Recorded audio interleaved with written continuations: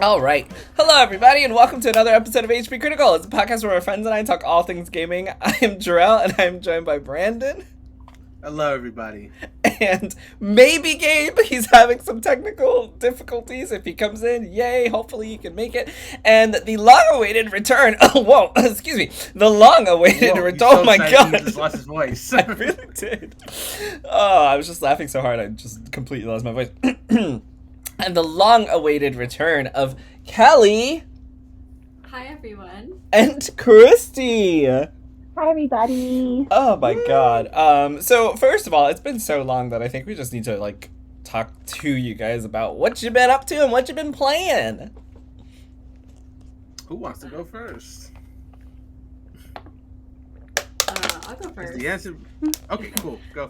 So I've been playing. I don't know if you guys have heard of it. It's the critically acclaimed MMORPG Final Fantasy XIV that you can now play for free up to level 70 through the entirety of, what is it, Stormblood now? Stormblood, yeah, it's Stormblood. They give you so much free. It's like, yeah, I've been playing that. I have about 3,000 hours in there now. I have a Final Fantasy XIV tattoo now. I don't know, I'm kind of into it. I don't know. I'm like mildly in a little bit. But yeah, Final Fantasy XIV, Dawn Trail is now out. There's been some updates and stuff like that, but yeah, I'm still playing a game from 2013, so that's me. And technically you're playing a game from 2024 too. Oh, that's true. Actually, the new graphic updates too, it does look a lot prettier. I actually changed races because of the graphics update. I logged in and I was like, oh my God, is this what I've been looking like this whole time for real? And then I changed back to a catboy. You did? I did. Also because I can't wear all of my hairstyles and hats, so no longer a bunny boy. Yeah. I love bunnies. I know, I want to go back, but it's just, I miss my hairstyles and hats. We'll just make an alt character. I have a bunny alt. That is... I know, I made a bunny alt too at the very beginning, and I'm like, I can't level anything. I would literally just have to pay for the story skip if I did that, because I'm not doing all that over again. Christy, what about you? What have you been up to? Let's see, I've been playing Final Fantasy XIV in my free time. But other than that, I've been playing the Ace Attorney Investigation demo, which is pretty fun. Yeah. Brandon? I have also been playing the Ace Attorney Investigation demo. I actually just finished it. Am I the only person who's not playing it? I'm the only person not playing 14, so I guess there it is. Odd man out on that one. Well, I've been trying to get Brandon to play 14. This is our goal. He will. For him to play 14. We're going to play after we finish Baldur's Gate 3. Anyway, continuing. Yeah, no. So I've also finished. I finished the demo. It's not too much longer to the full game, thank goodness, because both demos ended in one hell of a cliffhanger. But and I've also been playing. I got the itch to play Fire Emblem Warriors 3 Hopes a few weeks ago, and I've just been playing that mainly. I got the good ending on the Golden Deer route, and I've now started the Blue Lions route, and that's pretty much it. I'm just kind of killing a bit of time until Investigations proper comes out. Oh. Well, not October. No, killing time until literally a few days from now, in which Ace Attorney Investigations comes out the full game. Soon. And then it is very soon. And it's also the same day as Astrobot, which is another thing. And a lot of game. We are getting into the game flood. So the last few weeks has just been me just trying to catch up on backlog games, but that's going to come to an end soon because it's just going to be new release after new release. So yeah, that's me. That's also been me, just trying to catch up on backlog games, basically. It's not going well. Because when I get annoyed or frustrated, I just turn on Overwatch and shoot people. So that's my problem. I've also been doing a lot of... rivals come. I've also been doing a lot of... people in Marvel. Yes, that's what I'm saying. We just get up and shoot people in Marvel. I've also been doing a lot of PvP in Final Fantasy XIV because I have found that I hate the frontline, but I really, really love... God, what's it called? Kelly, what's not frontline called? The other one? Crystalline conflict. Yes, I fucking love Crystalline Conflict. Like, I am so close to getting my PvP mount from there. I've had a great fucking time in PvP, so I've been doing a lot of that when I should be progressing through the story, but here we are. Well, that's how you level. Oh my god. Scared me. Sorry. Jump That's scares. totally fine. Yeah, so that's what I've been up to. I don't know what Gabe has been playing, but Brandon, Gabe, myself, and Rodrigo have started a playthrough of Baldur's Gate 3. We have. It is going It's been very chaotic. entertaining so far. Very chaotic. Apparently, I killed something and it changed the entire course of the game. And I'm like, bet, let's go. He has made decisions that have, like, changed lots of things. We've already lost a party member because Brandon was like, nope, I don't like you, so you're not coming. And I was like, Brandon, no, why would you do that? And he was like, well, everybody else Why would hates you him. do So. that? And then you were like, everybody hates Well, him, why so- would he do that? Why would he do that when he was trying to I save d- students in the Golden Deer route? Oh. Wait, what happened to the Golden Deer route? Hold on, I didn't hear. She said, why would you do Oh, that? you when were trying to save Golden- students. Oh yeah. Ferdy got killed when I played Three Houses back in the day. Yeah, I tried to He say already Ferdy forgot. didn't take it. Oh my goodness. Yeah, Ferdinand von Ayer, he didn't make it. I can't believe that. I love Things Ferdinand. things happen. I saved him in all the other routes, but no, couldn't quite get him in that route. Rip. Anyway, yeah. So decisions have been made. Yes. Playthroughs will continue. It'll be great. We'll update everyone on how chaotic it is, but just know it's very chaotic as of, like, we started and it's already just, like... Gabe died, like, 3 times or 4 times? Yes, and 3 of those were by your hand. Gabe has died, like, 3 times, and we're still, like, level 2 in 4 the very times, beginning of and the 3 of them game. were by your hand. Are you sure it was 4? Okay, well, he died 4 times, and we're still in the beginning of the game. So that's how chaotic the run is going, and he's not here to say anything because his computer crashed, so I can talk all the shit I want. But anyway, let's head into some gaming news just to get back into the flow of things. Sorry about that, everybody. We had a little bit of a technical issue there. Hopefully, Gabe can join The us. remains of Gabe got snapped out of existence, and He you're wondering why the format's a little different now. He did. Hopefully he can, join us. But that's okay. We're just going to keep it rolling along like we do. So as I was saying, we're going to hop into some gaming news because it's been a while just to get us back into the swing of things and get you guys' opinions on some stuff that's happening in the world of video games recently. And that includes Star Wars Outlaws, which won't fully release until August 30th. Today is what, the 28th? Yeah, so this recording. So as of the day of this recording, it won't release for another 2 days. It releases August 30th, but some players who paid for early access are being forced to start new saves because of an update that has stranded them in space. So my understanding is to play this game's early access, you had to buy the collector's edition or something, so you had to spend like $100 to be able to play this game early. And everyone who has played early, including those on PlayStation and Xbox, on every system, it looks like there's a bug that in this new patch, which is meant to enhance the visual fidelity on the PS5 while addressing some issues that reporters had in reviews. If anyone has seen reviews, everyone says the game is good. However, there are like technical issues that shouldn't be in a game that's this big. It's also meant to support 40 frames per second. And give a higher frame rate and all this other stuff. But for whatever reason, this update has made it so that people that were traveling in space are now stuck, and the only solution is to actually delete your entire save and then restart the game after paying $100 to play it. So let me make sure I'm not missing anything here. I'm pretty sure that's the whole setup. Okay, I'll just read you guys what Ubisoft just said.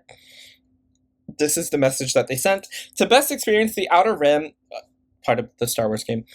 We rolled out a maintenance to make sure everyone is playing the latest version of the game. As one of the players affected who had access to an older version of the game, we are aware you might be encountering some issues after this recent patch. We sincerely apologize for any inconvenience this may have caused. Once you've confirmed you have the latest version, please start a new save to fully enjoy Star Wars Outlaws as our team intended. If you continue on a prior save, you will unfortunately face issues and progression blockers. The progression blockers that Ubisoft alludes to see some players stranded in space after completing a certain game. Players on social media have reported encountering the progress block and have to start new games as a result. So basically, like I mentioned, everybody who's been playing this game and paid $100 for early access now have to restart their saves from the beginning. That kind of defeats the purpose of early access. Exactly. So how do you guys feel about this, and what does Ubisoft do to make it right? How widespread has this been? How widespread has this affected people? No idea. Like, enough for this is there to be outrage. Like, yeah, enough to be outrage, obviously. But like, I'm just curious. Like, obviously, this is really bad because this is a really big game, and you can make a lot of progress that is now just lost. That's obviously very terrible. I'm just wondering, like, is this going to be something that people are going to be talking about for a while, or is this going to be like a very bad thing for like a week that will just kind of like die down? This is kind of what I'm wondering about, because it's really bad that it affected the people that paid extra money to play the game early, right? But like, given that I don't know if the mass amount of people that got the game would necessarily have bought into that early access thing, I just it's obviously bad. I just want to be very clear about that. This is a huge yikes. I just think it's just something that's not going, like Ubisoft, I don't think has any real onus to respond, because this is something that'll literally blow away in a week, I think. So my understanding is that to be able to play the game, think of it as like a day one patch, basically, to patch all and fix all the issues. So everyone is going to have to do this patch. Yeah. But once you do this patch, it's, am I misunderstanding that? It's like, basically, you're going to have to start a new file when you do the patch to fix the game. So if you want to continue to play the game in the way that it's not broken, you have to do this update. But to do this update, you have to start a new save file. So that means it's affecting literally everyone. Because everyone who started playing has to now start a new save file. But you're saying that, like, everyone who doesn't have early access is fine because they haven't started the game. So when they do this day one patch, it won't be an issue. Therefore, it's going to blow away. Right. I see. I just feel like obviously the early access people are going to be mad about that for a while. But I think the larger people playing the game are just not going to care because it didn't affect them, which is the sad truth. But do you think this will, like, inform people playing it? Or, like, not? Like, do you think people are going to change their minds about playing it because of something like this? Like, damn, people that paid $100 getting shitted on, why should I play it? It will. What I think it'll do is, if there's going to be a long-term effect, it's going to affect the trust of a lot of people to buy an early access Ubisoft game. That I think will definitely happen, but it's not going to deter people from buying Ubisoft games. Period, because they'll just get it on the actual day. If anything, there'll be some malicious people out there be like, "Ha ha, suckers! Y'all took the blow so I can enjoy my game day one." Oh my god! Yeah, but they got to enjoy it pre-day one. I don't know why I said that twice. Pre-day one. I don't know. I just feel like that's what I'm saying. Day -3. Yeah. Now, let me just say this: like, this could happen to me because I did the deluxe edition of Dragon Ball Sparking Zero, so I could play that game 3 days early. Boy, I can't wait to lose all my progress in that game. Did that cost you extra money? Yeah, for Sparking Zero, deluxe edition absolutely did. Oh, so you have to pay for the deluxe edition to get early access? Yes, you do. You have to, like, it might be the same with Outlaws as well. Like, they had a few different tiers that you could get. I got like I think there's like a deluxe edition. There's like an ultimate edition and a collector's edition. I just did the regular deluxe, which gets you the early access. So I'm definitely paying a little more than retail price, but not an exorbitant amount more, I would say.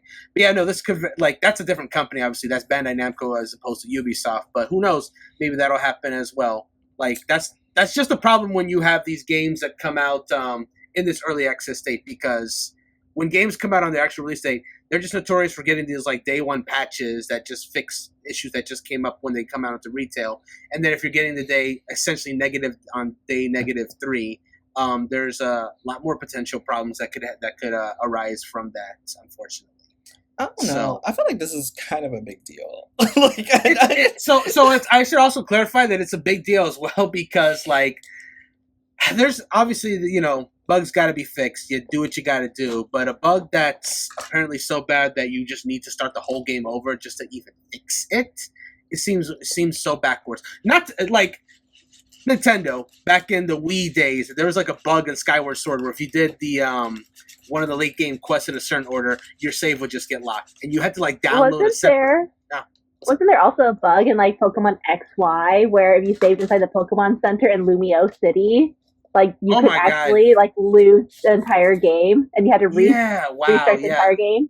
Yeah, wow, I remember that. I think that was, the weird thing, I think that was specifically X too. I don't think that was even Y got affected by that. Oh, really? I think it was only one of the versions. I could be wrong, but yeah, no, that was so long ago, I forgot about that. Yeah, no, like, it's... I always save inside the Pokemon Center. I'm like, my character should be inside of the Pokemon Center and whatnot. It's nice and cozy. They're protected from the external weather. And then when I heard that, I was like, no! Yeah, that would suck. Yeah, so I guess just to avoid going too rambly, these things happen, but it's unfortunate, very unfortunate. This is not a these things happen situation to me. Like, this is a big deal. I think it's a big deal only because, one, you have to pay extra money to do this, number one. Like, I can understand if you just paid retail and this happened and you had to start over. I still couldn't understand it.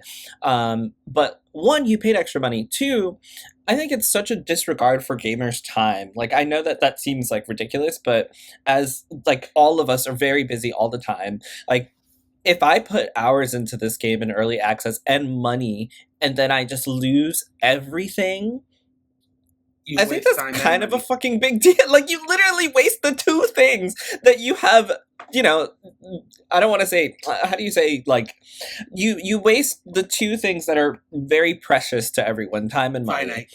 Yes, time and money. And, like, I just wasted them on a broken fucking game that I'm playing early. Like, that seems like a very big deal. And I feel like there should be some better compensation than hey, you're gonna have to restart the game, sorry. Like, yeah, for the people that got early access, there definitely should be something. I don't know what that is, but for those that specifically if you were affected, you should get something for this. I don't know what that would be though. If it was like a multiplayer game, like, I don't know, like a Fortnite or something like that, you can get like a bunch of in-game currency to do stuff. I don't know what you do with a game like this that's basically a single player game for players that already paid the premium amounts. Like, what do you get? What do you get? So pissed off. Like, fuck. Oh my God. I can't imagine how pissed off I would be if that was my fucking time and money. I remember this was also a Star Wars related game.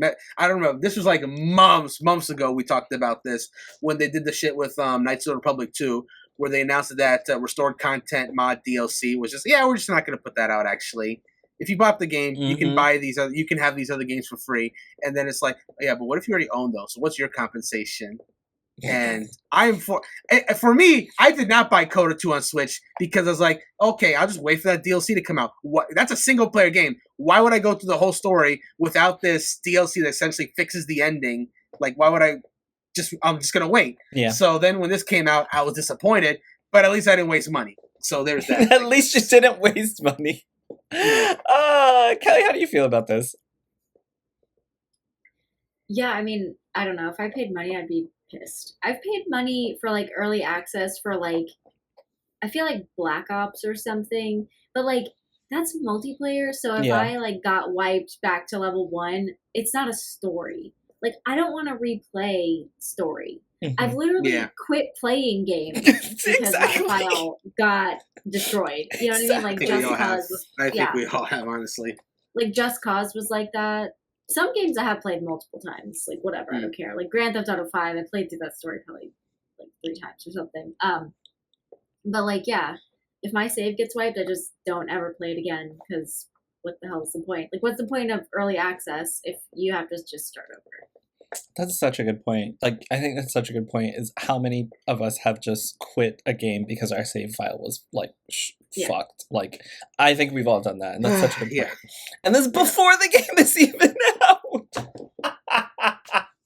Sorry, that's actually not funny. I'm sorry. That's not funny for everyone affected. It's just like how the fuck y'all did that? Like, y'all really couldn't find any other way to fix this than making people. There's no way to fix the bug that like, you could just keep playing the game. Like, none. At least it wasn't as bad as the CrowdStrike. What happened, Strike? The CrowdStrike. The CrowdStrike. What was that? That tanked. You didn't hear about that? That tanked, like, literally Delta, all kinds of shit. It tanked Delta. It tanked a lot of corporations. Oh my god, yes. Okay, yes. I was funny story. I was at work when that happened, and I was at like one of my other jobs, and I was like, "How come the computer's just got this like blue screen? What the fuck is going on?" And she was like, "I don't know. I don't fucking know." And then I was like, "Well, I guess I'm gonna just go home because I can't do shit here." And I went home early. I mean, it sucks for like everyone else who was never mind. It was bad. It was bad. Fine all day. I went home and my computer still worked fine, and I had to work at my other job. Oh man, what a time to be alive. No, but it was really bad. I had a friend who was stuck, also stuck for like 5 days in a place they didn't live because of that. So that sucks. Yeah. It really does, because I was stuck for 3 days, so I understand. Crash Bandicoot and they offered corporations a $10 Uber Eats gift card. Did they really? Mm-hmm. How? Like, that doesn't even feed one person in your entire corporate. Like, what is the point? Just don't give me anything. Like, keep... Why? Like, why was that the solution? Here's a $10 gift card for your entire corporate... To do what with? Feed my fucking dog? Like, are you serious? And that won't even feed my dog. That's not even a bag of dog food. One bag of chips for each. No, that is one bag of chips for like 3 executive employees. That's it. That's not that. There's get the party bag. I get the party. That you can't even afford a party bag because it's Uber Eats. So they're gonna literally charge you delivery fees and extra fees when you order through Uber. So you can't even afford that. Well, hope each of you enjoy your single chip. From the one bag we can afford. Ay.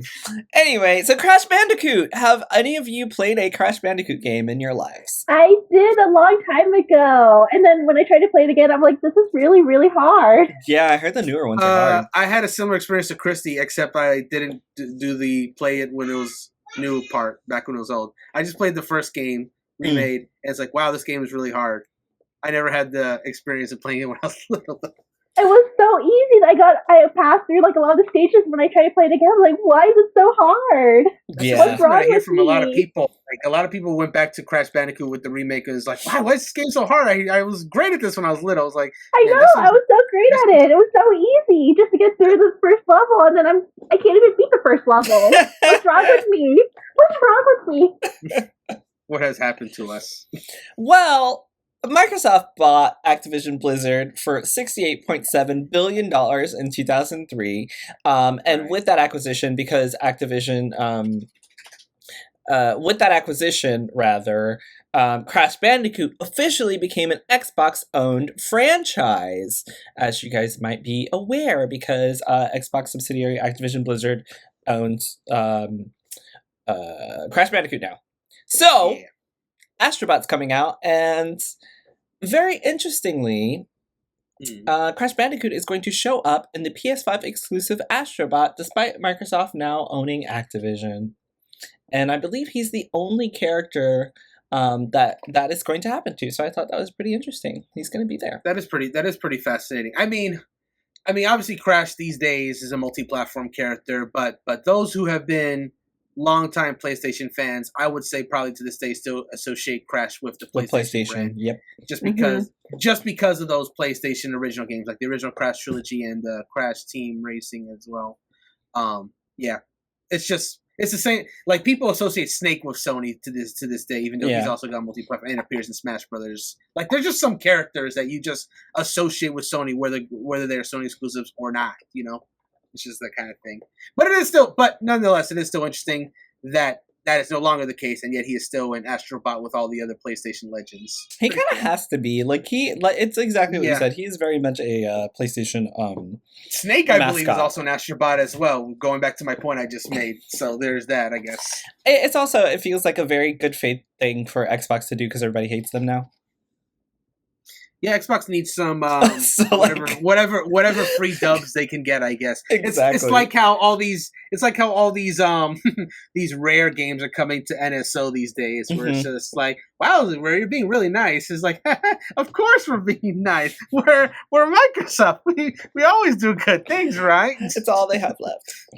Yeah. And me It's with all. Game Pass, which I need to get rid of. But that's another story. So union staff at Call of Duty developer Raven Software have filed a bad faith bargaining complaint against Activision and Microsoft. They formed the first Activision Blizzard union in 2022, and employees of the Call of Duty studio Raven Software have filed a complaint against the developer, citing U.S. National Labor. They filed it to the U.S. National Labor Relations Board under categories including refusal to bargain, bad faith bargaining, changes in terms and conditions of employment, and concerted activities, retaliation, discharge, and discipline. Okay, whatever. And here's a quote. After Microsoft's acquisition of Activision Blizzard, our members were optimistic that they would progress quickly to a first contract at Raven Software. Communications Workers of America President Claude Cummings Jr. said. Unfortunately, that has not happened. We encourage Microsoft to address the concerns raised in the unfair labor practice charge and make reaching a fair agreement a priority. The CWA, under which the Raven Software employees formed their union, initially expressed support of the $68.7 billion acquisition of Activision Blizzard, but things seem to have turned sour. Blah blah blah. They're one of the biggest union groups, and basically they're filing, like I mentioned, because of all of these issues. And to me, it's so interesting that this deal, ever since it's gone through, continues to be an issue for Microsoft. And when you have a bad faith bargaining complaint against Activision and Microsoft, it kind of is just like, what was the point of the purchase if all we're seeing is that they just continually cannot run the company properly? Like retaliation, discharge, discipline, conditions of employment, changes in the terms of conditions of employment, bad faith bargaining, all of these sound like really fucking bad. Like, I don't, like, first of all, thank goodness they have a union, because imagine if they didn't. But Activision Blizzard has already been in way too much shit. Like, we talked about it how long ago? It's crazy that it's 2024, and like, we talked about this when Kelly was a regular. Like, that's how long ago we were talking about this shit. And they're still having issues in 2024. Kelly's sitting here like, yes, nothing has changed. That's crazy. It's literally crazy. Like, imagine if they didn't have a union now, and like, they have to have a union just because of all the shit that we talked about, like, previously that they were doing. Anyway, speaking of Xbox and Final Fantasy, yay, since Kelly's here, we're going to talk a little Final Fantasy. It's clearly the best game ever. Final Fantasy 16 producer and 14 director Naoki Yoshida has said that Square Enix is looking to double down on Xbox releases after its focus on PlayStation exclusivity led to a financial dip. Which games are exclusive to PlayStation? Which Final Fantasy games are exclusive to PlayStation right now? 16. Well, like 16. Wait, when you say exclusive to PlayStation, do you mean that and PC? Unavailable on Xbox. I got you. Okay, so 16 for sure. Isn't there Final Fantasy VII Remake and yes. Rebirth as Rebirth well too? and Remake. Remake has not as of yet come to Xbox. And I'm second guessing myself. Rebirth obviously not, but Neither Remake of them I don't think has either. Okay. And then 16 isn't even on Xbox, and then Xbox just got 14. Yeah, they just got it. Which was I a think fucking mess. Oh, was Yeah, didn't we talk about that? Like we how, did. there were some I issues? complained because one, there were issues, but two, you have to pay for Xbox Live and you also have to pay That's for what it your was. subscription of Final Fantasy 14. Yeah, the double Whereas on subscription. PlayStation, you only have to pay the 14 subscription. So they're like double charging you to play on Xbox. And then people were having issues while logging in on Xbox as well. Okay, that one I didn't hear about. But yeah, I remember us talking about the live and subscription cost. But yeah, no, I think to answer your question, I think it's right now it's just the 7 remake and rebirth /16 at the moment. So just the last 3 games. Basically, yeah, the last 3 mainline FF games. Okay. So basically, Yoshida says that with Final Fantasy XIV's release on Xbox, Phil Spencer spent a lot of his time and a lot of effort and put in a lot of hard work into making it a reality. So we would like to make the best of that and further deepen the relationship with Xbox gamers moving forward. There was a really strong response from it, and he said that this is just a starting point for more Square Enix games to launch on the platform. Quote, with Final Fantasy XIV as the starting point, we do want to release more Square Enix games on Xbox, and there will be more of our titles released on Xbox. So I hope players will look forward to future things to come on the platform. So my question is to you guys, is there anything that's not on Xbox from Square Enix that you think should be there or can benefit from being there? Because there are a lot of Square Enix games already on Xbox. Yeah, like, that's why I understand. That's why I understand. That's why I'm getting why you asked that question now, because a lot already is. Life is Strange, Octopath. There's a lot of stuff published by Square that's available on Xbox. Wait, did Octopath 2 come? I know Octopath 1 did. It is did on Octopath Xbox. 2? Yep. Octopath 2 as well. Okay. Yep. I mean, and the first one's on Game Pass too. Yeah. If I guess we're talking non-Final Fantasy games, there's probably a few in the past that have not been released on Xbox systems. But yeah, like most of if we're talking like strictly Final Fantasy, most of them have like 1 through 10. Wait, no, hold on. Actually, take that back. 1 through 6 is not on Xbox right now because they don't have the Pixel Remaster available on Xbox. Yeah, so that is for real. Right. So that's no, it's not. Yeah. That's an obvious. I think Xbox is only where you're able to play the 13 trilogy. It is. Currently, yes. That and PC, yes. Is the only place where you can play the 13 trilogy. Why is Pixel Remaster not on Xbox? Yeah, that's an obvious that's one. Square question. Like, I don't understand why that's just not on Xbox. It doesn't. It really doesn't make sense because man, those would be perfect Game Pass games. Because it's on PC. It's on Steam Deck. Like, we talked about this when it's on the Switch. They started releasing the some of the older Final Fantasy games like 7, 8, 9, and all coming to Game Pass. Those are great Game Pass games because people who have Xbox can just, with their existing Game Pass, could just try those older Final Fantasy games. But didn't they remove some of those games already too? Some of them, yes, I think. I don't know which ones exactly because I haven't followed it too deep. I vaguely remember when we were doing our JRPG podcast that 12 was being removed, which was very depressing. Oh yes, it did. Yep. So yeah, that does happen, unfortunately, because Game Pass is what it is. But yeah, no, 1 through 6 is the obvious omission, I suppose. That I guess that one, as well as I feel like if it's Yoshi P specifically saying that, it must be alluding to 16 as well. Yeah, that there must be something that they're planning. We know it's coming out on PC this year, but possibly by next year we might have it on Xbox as well if this statement holds true. I guess we'll see. It'll depend on the contract. I mean, they are, so maybe it might take longer than that, but I don't think this, that's aside from 14, that's the only other obvious Final Fantasy game, aside from the 2 FF7 remake games, that are not on Xbox. So I feel like those are the obvious ones. But yeah, Pixel Remaster should be as well. Like, what are you doing? This says that Final Fantasy VII Remake Trilogy and Final Fantasy XVI both were well received but failed to meet financial expectations, and this is in response to the shift in strategy that they have declared. Square Enix declared that it will be shifting to a multi-platform strategy through a 3-year plan to reboot the program for the amount of money lost with those games. So, well, the statement that they had made, originally they had justification for why it was the PlayStation exclusive. They're like, working for one platform and using its features makes it a lot faster for these games to come out. And I think that they but also they get funding. That too, like Sony will also will help fund this development of said games. But I think ultimately, and I'm sure they would still stand by that statement, but ultimately, money talks. And if they're not getting enough money from being on one platform, it behooves them to try to make a multi-platform, try to recoup some of that cost. I don't know how much more money that they would get from Xbox, but I don't know. I'd be very interested in seeing what this when any one of these potential games we put out there gets on Xbox. I'm really very curious to how much that'll move the needle, if at all.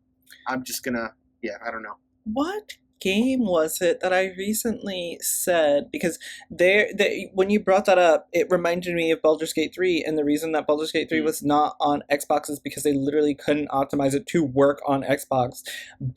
And that goes back to your point of yes, we can develop for one system that works and then, port it over. But I was literally just talking about another game, and I was like, how is it there a game in developer that came out?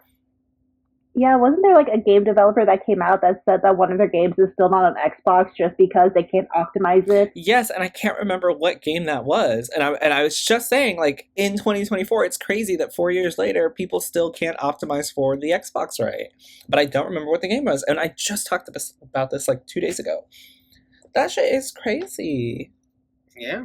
A lot of games are getting passed over for Xbox because they don't see it worth the trouble to do the optimization. This is similar to what happened in the Wii U days, where Wii U was notoriously difficult for developers to develop games for, and then with how trash the Wii U was sold, they're like, "Why are we even bothering?" So they just kind of passed it over. Why did you say it like that, Brenton? That's just the facts. I was one of the card-carrying third-party buyers of Wii U games until I saw that they weren't getting DLC or releases. I was like, well, fuck this. I guess I'll just get it on PS3 or something. God. Or PS4, I guess. It's a family-friendly podcast. You can't say that. Bro, I was so mad. I bought Injustice for the Wii U, the original Injustice. I'm so sorry. The DLC took forever to release on the Wii U, and they didn't even release all of it. So I was mad about that. I didn't end up getting the full version of Injustice 1 until the full version came out on PS4 for $20. I was like, man, I'm just going to get this so I can have a complete version of this game finally. I was so mad. So, Metaphor Refantasio. Brandon, I know that you and I are very excited for this video game that's coming out in October. There were some takeaways from a press event. This is written by Meg from The Gamer. And Tanaka and Hashino had some messages, and I'm going to read some quotes here. One of them is, quote, "We have no political agenda or a message that we want to push. The election is a tool that we decided to use to convey the story that we want. In this fantasy world, if there were to be an election with magic, we thought about how people would react to it, what people would think, and what people would do to better the future for themselves. We essentially took this concept as a motif to push our story to the forefront. We hope that separating from the political agenda or a message, people will get to enjoy this election perspective as a tool within this fantasy story. I know we had the presidential election in the US this year, and I'm sure there are various elections worldwide as well, but it's pure coincidence that the release of this title ended up coinciding with that timing." So yeah, he just wanted everybody to know they ain't doing this shit because of the US elections. It just so happened to be that that's happening. And, for anyone who doesn't know, the whole premise is the election, as you are vying to be the king of the area. I'll be honest, I didn't know that because even though I have been following information about this game because I am excited for it, but I've been specifically kind of going a little lighter on the stuff that goes into the story because I kind of want to experience a lot of that for myself. Honestly, Jarrell, we talked about this. Trailer 1 of this game sold me on the game. I got the deluxe edition on that first trailer. Mm-hmm. So I don't need to be really advertised too much more about this game. I'll see a thing here and there. But if it's going too deep into the story, I'm like, I'm okay. The game, I'll just enjoy it when it comes out. So my question for you guys is, how do you feel about games that take real life scenarios and they just happen to happen, or the games happen to release at the same time? For example, this game where there's an election and there's an election going on in the US. I don't know, maybe it's naivete speaking, but I feel like this one might actually just be a coincidence. Only because the way these games are developed, you can never, especially when it comes to Atlas, you can never fully predict when these games will actually release. And this just might be when it was ready, when they thought it was a good marketing time to release it.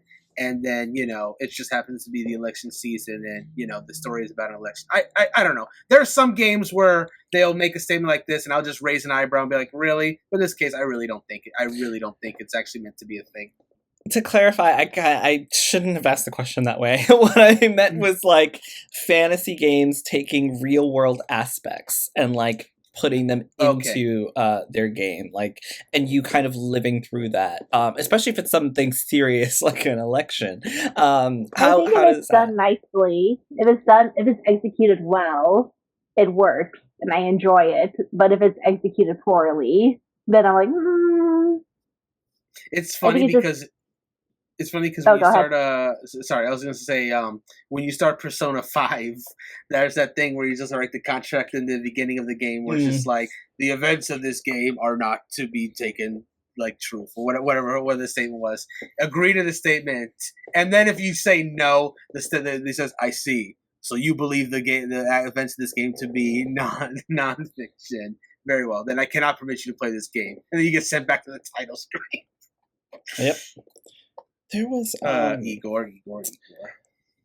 There was one. I think for me it kind of depends. I agree with Chrissy. Like if it's done properly and not like mishandled.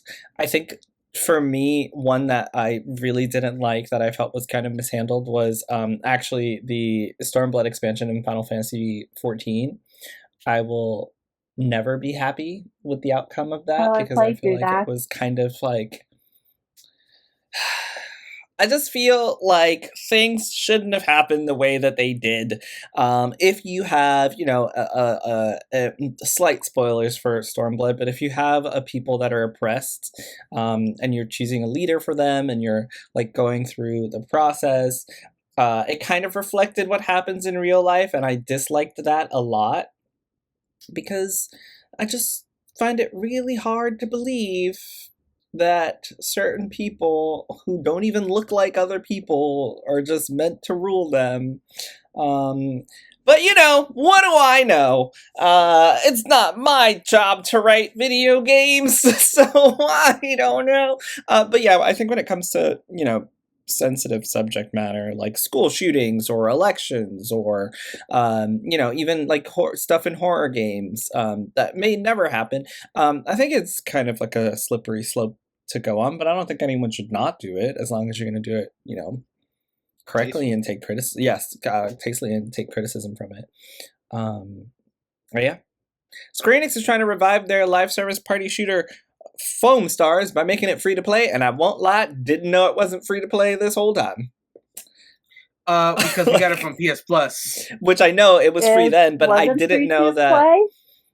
So that's what I was like. So yes, if you get it from PS Plus, you got it for free for like a month. But I had thought by then it was free to play after that. I thought that they had already made this decision like a fucking months ago. So this is my first time realizing that, oh shit, they did not just make it free for everyone, which is wild because I really thought they had. I really thought it was free to play. Yeah, I thought it was too. I mean, yeah, now it will be. Is making a game free to play enough to save it? To be honest, I kind of hope so because I actually did like Foam Stars. I did too. I had fun with it. Barista Door was my main. I can't say anything because I never tried it. But I have it downloaded. But never tried it. I wonder if it would have been better if it had just always been free to play. I don't think so.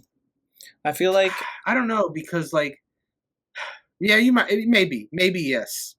But I feel like giving it that push via PS Plus can help. I can't even say that for sure, because there's that game Destruction All-Stars. That was a PS Plus game, and that game bombed. And they're doing it again, by the way, this upcoming month, where the Harry Potter Quidditch Champions games, if you have PlayStation and PS Plus Basic, it'll be one of the free games. So I will. Yeah, I literally was avoiding mentioning that game On purpose. Yes. But, Well, you brought it up. Thankfully, I did it. You're Not welcome. thankfully. Fuck that bitch. I literally was avoiding it. Yeah. You know, I was assuming that.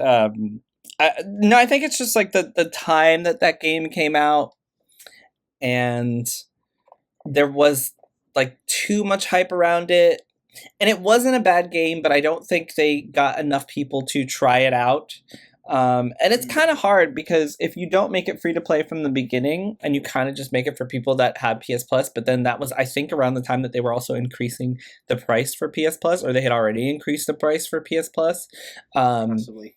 So I think it's just like there was no incentive to go try Foam Stars out. Like there was nothing that would make someone want to go play that game, you know? Like, and it sucks because that's sometimes what happens to new IPs, but I played it because I am here, right? Like, and I played it with you guys, but how many people had absolutely zero interest in playing Foam Stars, you know? Like, what do they get out of it? So, exactly, Kelly had zero interest. Like, there's no Didn't even point know it in doing existed. it. See what I mean? So, like, without, I don't know, I feel like even if it was free to play, it probably wouldn't have helped. It gives very indie Splatoon vibes. Yeah, I basically looked at it and was like, I thought this was called Splatoon. Exactly, and that's the crazy part because it's very different from Splatoon, very similar but still very different. But like if you don't know about it, and I don't think PlayStation did a great job at being like, hey, this is our big new exclusive game that's gonna be fun for the summer, and then like summer came and left and it was not free and nobody's gonna pay for that. I honestly feel like, even though I liked it, I really feel like it was a free to play game. Like it played like a free to play game, not like a game I would ever pay for. I don't know, Brendan, you played. Would you pay for Foam Stars? Not personally, just because I don't buy a lot of like these multiplayer games unless I know for sure I'm gonna stick with it. Like I did try Foam Stars because it was free, you know. Yeah. And if I could see a lot of people that if they miss that window of availability, they'll be like, well, oh well, I guess. And the first month is where these games live or die anyway. Yep. So it's like if the average person knows that, I would feel. And they're not going to spend money on a game that's past its first month of, prime players, Which is why I don't think making it free to play now is going to help. Which sucks, because I enjoyed it. I did too. I really did. Well, PlayStation's increasing its price in Japan. PS5 will cost around $90 more than it was being sold before. It's now $552. This also includes the prices of the PlayStation Portal as well as the controllers that are being increased. It was already expensive. Yeah. The DualSense controllers. I was about to say, isn't that the opposite direction? It's literally the opposite direction. The DualSense controllers are the equivalent of $83 now, and the PlayStation Portal will be the equivalent of $242. In a way, I refuse to pay $83 for a controller. I barely want to pay the $70 for this shit now. Like, I am like, if I have drift, the way I am going in and working the shit out of that controller until it works again. How is it that I feel like they're like $80 now, right? No, 70. They're $79.99. How to fix this? Yeah, no, for sure. I think the DualSense is like $79, $75. Something like that. And then a friend of mine, he has the DualShock, what is it called? The Pro? DualSense Pro. Oh my god. Which is even more money. It's very nice though. I've held it, but like I could never. I've held it. I've held one. I've held one before. Like I could see why someone would want to spend the money for it. It did feel very nice, but I'm like I'm perfectly fine with regular DualSense. This just seems so expensive. Like the PlayStation 5 is already expensive. $552 is. This just feels so short-sighted because like. The flimsy excuse given is just like global economic situation. Global economic situation is like, well, I mean, you're gonna sell even less of them now. But like PS5s have already been struggling in Japan. We talked about that story where a lot of people were sad that they couldn't play Final Fantasy 16 in Japan because they didn't own a PS5 because it was too damn expensive. I'm gonna get worse now by making it more expensive. Yeah. Chrissy, you were saying something? Oh, just pretty much that. Brandy kind of took it. Just, it's gonna bite them in the foot. They think this is gonna solve the problem. I feel like they know it's not gonna solve the problem. Then why are they doing it? like because they also know people are still gonna buy.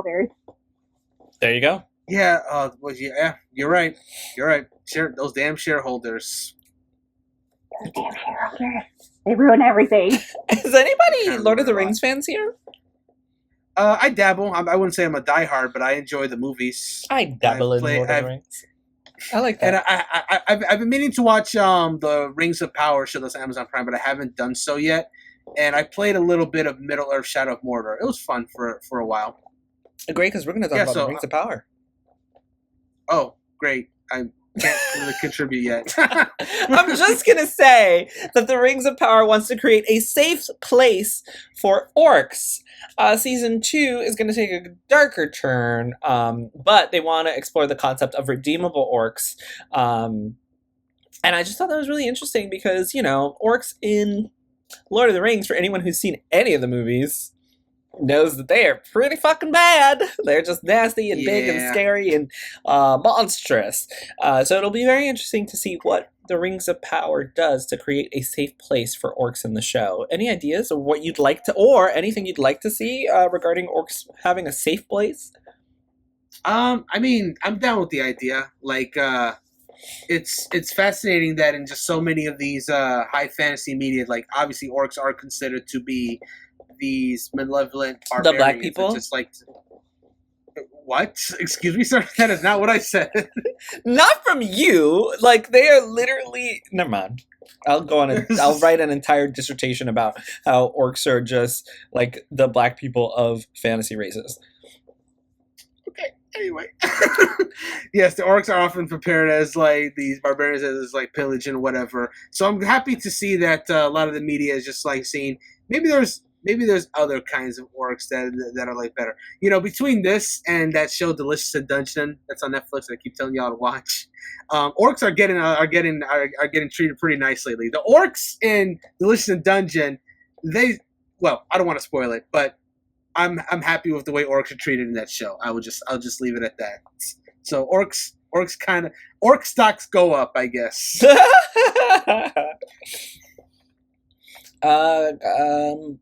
God, I just blanked.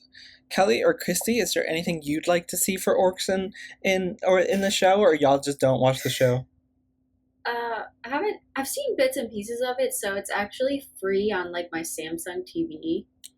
If you just turn on the first season, is just free. If you just turn on my TV, my dad. Okay, I don't have Prime right now because I don't want to pay for it. So my dad, he can't work a PlayStation. He can't do technology really, but he could turn on a TV. So he was over at my house the other day, and I was working, and I walk out.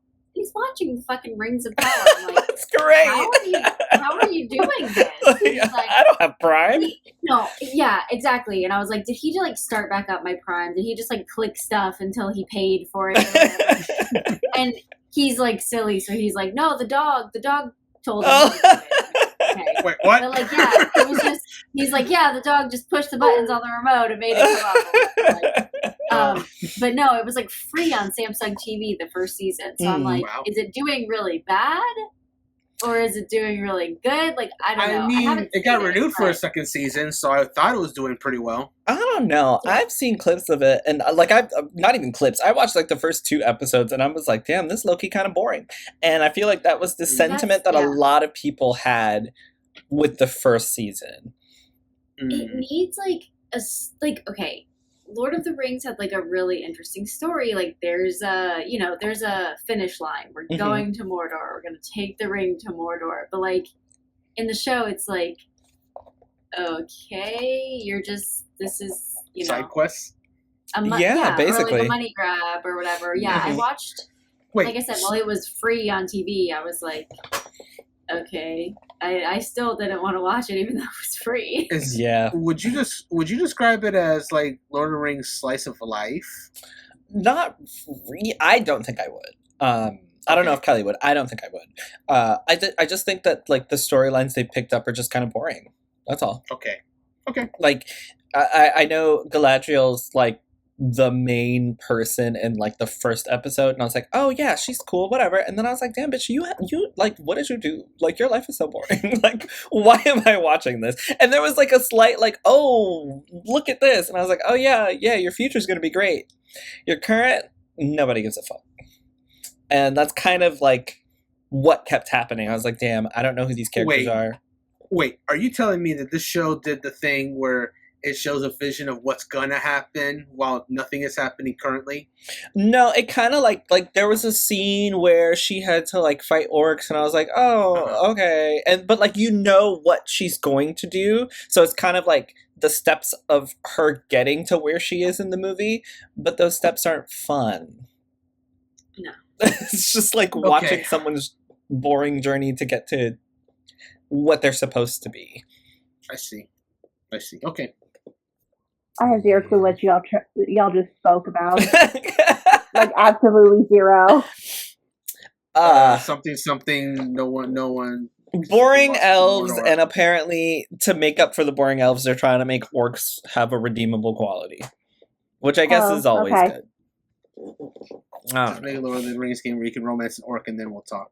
Oh God! Please stop making Lord of the Rings games. Excuse me. Please stop making Lord of the Rings games. That Gollum Unless game? they're Lego. Oh yeah, yes, I will take any Lego, but that fucking Gollum game? Are oh pretty my good, right? God! Huh? The Middle Earth games are pretty good. At least Shadows of Mordor. The Shire. Tales of the Shire. That's more. That shit looks so bad. Like, just stop. Like, stop making Lord of the Rings games. That game looks horrible, and I felt so bad because Marissa was like, "Oh my God, it looks so cute," and I was like, "Oh, it looks like the worst game I've ever seen." Just play Fantasy Life instead next season. I agree. Actually, just play please. Fantasy Life. Just play Fantasy Life. Don't play that Lord of the Rings shit. That shit looks so bad. Don't play that Gollum. You guys can you guys can help me hunt for food while I cook it for you in Fantasy Life. Fantasy Life. I want to be a cook in Fantasy Life because I can't cook in real life. That's a lie. I actually can cook in real life. But just for myself. I don't cook for other people because then they get judgmental. Oh my God, you burned it. Shut the fuck up and eat it. Anyway, personal problems. Dragon Age, the Veilguard is coming out in October. I'm very excited for this one. The devs have apparently done and I thought this was really cool, so I wanted to share it. They've done this thing where they did like an internal survey to determine the team's favorite classes and subclasses going into the game. And I thought that was super cool. And apparently the Rogue is the most popular class among BioWare developers. And I wanted to know if there's any games that you guys play where you'd really like to know what the devs' favorite classes are. I feel like Final Fantasy 14 is a pretty obvious one, but don't we know that though? Because fucking when they do the live letters and stuff like that, don't they talk about that? I know. I was about to say. I think it's Black Mage. And I'm like, yeah, she does a fucking Black Mage. Like, sir, yeah.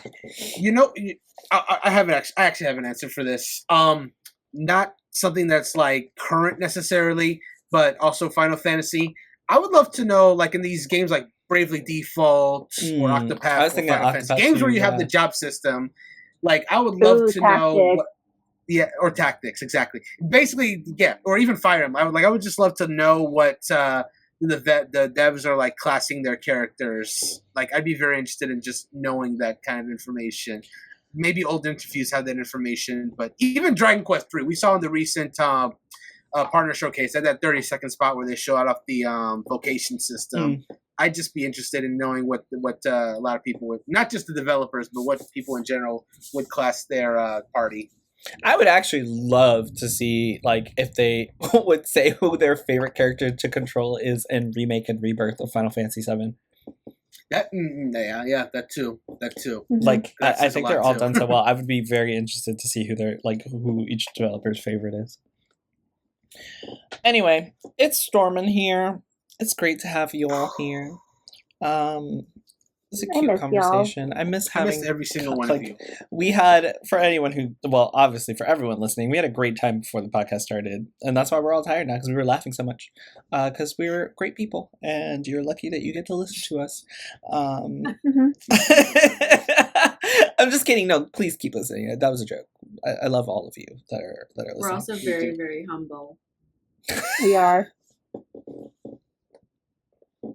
No one is as humble as us. By the way, I'm not going to say that because lightning is going to strike my house right now with this thunderstorm. Anyway, thank you so much, come to my house soon. It's been a wonderfully fun conversation. Thank you, Brandon. Thank you, Kelly. And thank you, Christy, as always. HP Critical for life! Yes! Anyway, yeah, we'll see everybody later. Bye, guys! Bye! Bye.